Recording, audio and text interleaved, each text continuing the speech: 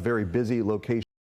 Heather, you mentioned this was right as rush hour was beginning and traffic came to a grinding halt. It did. So now to bring into this conversation, we want to talk with a counterterrorism and counterintelligence expert who can give us some insight on what investigators are looking at right now. ONeill joining us now live via Zoom. You've got a strong background, again, former FBI, counterterrorism, counterintelligence operative. You wake up this morning, you hear this news of what happened in Dallas, Texas. What is your initial thought? My initial thought was that this sounds a lot like something we've heard before. This is what, the fourth or fifth 20-something-year-old who has taken up a gun and decided to shoot into a crowded area, or in the case of Charlie Kirk, an assassination. If you look at what just happened with Charlie Kirk, once again, that's very similar in the way that it was shooting from a rooftop, writing things on the bullets. And then, of course, just recently in August, Minneapolis shooter into a church wrote ideological messages on his bullets. So I'm wondering, is this becoming a trend, and is this something that we really have to worry about? When you talk about it becoming a trend, I mean, talk about the fear of that. I mean, this is a time in the country, clearly, Eric, where so many people are divided, and we've seen that really come to the forefront with Charlie Kirk's assassination. A lot of viewpoints, a lot of people, some even celebrating Charlie Kirk's death. Does this make law enforcement in this country sitting ducks, in your opinion? Serving in uniform, I would be very concerned. You know, in times of these high-profile ideological divisions, where there are, like you said, Casey, people celebrating some of the worst things that happen, people who have these psychotic breaks might decide that in their mind, in their psychotic mess, they can be a hero by taking up a rifle and doing something absolutely abysmally terrible. And so that has to be of great concern to law enforcement, but particularly ICE, because this is the second attack in 2 months on a ICE facility.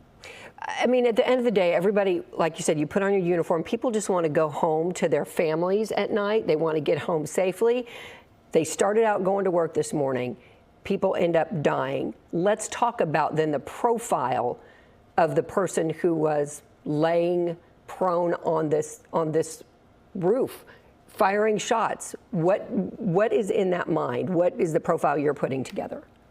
Well, we don't know a lot right now. All we know is that it was an individual who laid on a roof and fired into a sally port, and as you said earlier, fired all around the building. It looks like this was an amateur shooter, not an expert marksman in any sense of the term. And he had written on the shell casings, it looked like in Sharpie, because the director of the FBI, Kash Patel, actually published the images on his X account.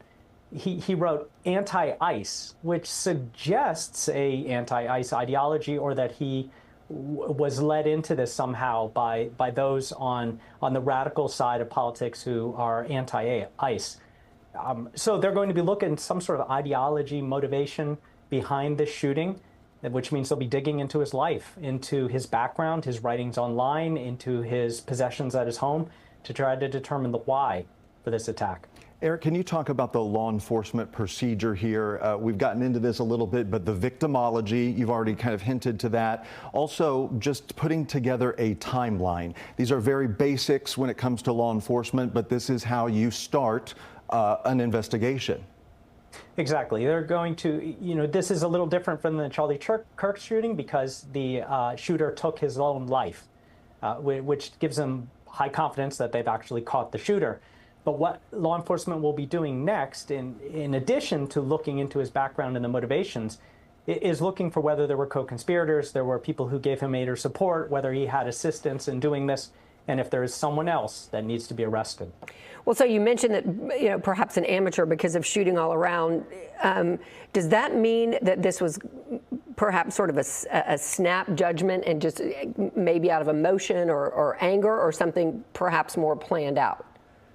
It would take some planning to get up on a rooftop and shoot, but not a lot. I suspect, and of course I don't know, this is very early, that this was someone who had some sort of psychotic break, decided that he was going to go out with a bang. He took his own life. Sometimes shooters will take their own life. Sometimes they commit what's called suicide by law enforcement, where they fire into police or law enforcement expecting that they'll return fire. Here, of course, the shooter took his own life. And why do I call him an amateur? Well, he shot all around, and if it's ideologically motivated, it would suggest that he was shooting at ICE law enforcement officers, but he didn't hit any. He actually hit 3 detainees, killing 2 and injuring a 3rd. So that seems to be not someone who was taking great aim in how he was firing.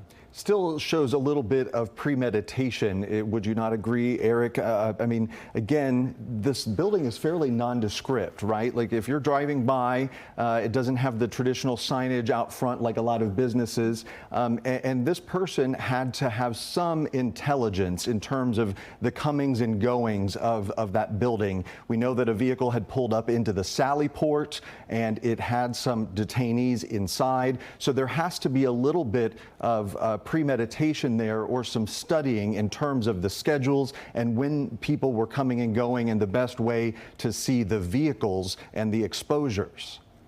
Precisely. He would have had to have planned where he was going to shoot from what rooftop, which is why, I said there had to be some planning involved. And you're right. Those ICE facilities are guarded. They don't have law enforcement officers who typically stand outside where they could be under threat. And so what he did was he waited until the Sally Port opened, and think of it kind of like an old castle where you have, the drawbridge and then an entryway, like a tunnel that you go through, and then a portcullis that comes up, and that means that you have 2 ways of entry. So a van comes through from the inside out. They open one gate, goes into the Sally Port, then that back gate closes, the front gate opens, and that is when the shooter took aim at what looks like a van that was pulling out. And once again would hit detainees that were either inside or near that van. So, Eric, how does one find out this information? Because there are tens of thousands of people who drive by this building, this area every day, probably had no idea what they were looking at. Well, you do some reconnaissance. If you were to do quite a bit of planning, and now let's not help the next shooter figure out how to do this, you would watch the building. Now, that doesn't mean that he didn't just get up on the roof, when it was dark and wait until the first van left. That was his first opportunity to take a shot. Unfortunately, unless he left some writings behind, we're never going to know. Eric ONeill, former FBI counterterrorism and counterintelligence expert, is with us now live. Eric, again, we thank you very much for your expertise and your voice here. I wanted to ask you about the profile of the particular shooter. It seems as if he is in his late 20s, a white male. It seems as if this is fitting a certain type of profile, and you alluded to this a little bit earlier in terms of some of the other suspects in this country as of late that have carried out attacks or attacks of violence like this. Yes, I noted that the last few shooters have been in their 20s, and you have to wonder what is making people determine that they're going to go out shooting, with the exception of perhaps the Charlie Kirk shooter who in his naivete seemed to think he was going to get away with it. But to take up arms and do something so extreme, most of us wouldn't ever consider doing this. And so that is something that right now we as a society have to look into, the ideology behind that and how we can stamp that out to prevent some of these in the future. Well, and also looking forward too, what does this mean differently for ICE and for Department of Homeland Security? What does their daily job look like now? That's certainly true. And they have been on high alert for the past 2 months because recall just a couple months ago, there was a shooting right around the corner in Prairieland, Texas, at a different ICE facility. So certainly this one in Dallas was on high alert, and why you would see very little movement around it. You have these gated systems to gain exit and entry. We're going to be looking at a lot more security at these ICE facilities around the country.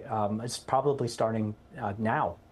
Eric ONeill, again, we thank you so much for your time this afternoon, and again, your power expertise and kind of helping us parse through all of this and figure out where we go next. Eric ONeill, thank you for joining us this afternoon here on Fox 4. And Casey and Heather, thank you for having me.